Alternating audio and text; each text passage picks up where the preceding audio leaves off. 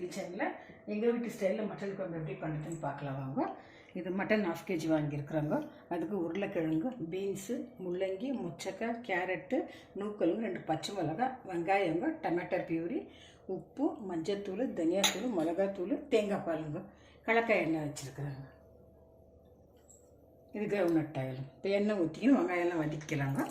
பூண்டு பேஸ்ட் சொல்ல மறந்துட்டோம், இஞ்சி பூண்டு பேஸ்ட் போட்டுக்கலாங்க. மட்டனும் போட்டு நல்லா வதக்கிடலாம் ஃப்ரெண்ட்ஸ். காய் போட்டுல ஃப்ரெண்ட்ஸ், எல்லாம் காய் போட்டு வதக்கிக்கிறாங்க. தனியாத்தூள் ஃப்ரெண்ட்ஸ், டொமேட்டோ பியூரி, மிளகாத்தூளுங்க.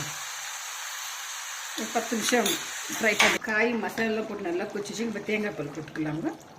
தேங்காய் பால் போட்டு ஒரு 5 மினிட்ஸ் ரெடி ஆகிடுச்சு. கொஞ்சம் கொரியண்டர் லீஃப் போட்டுக்கலாங்க.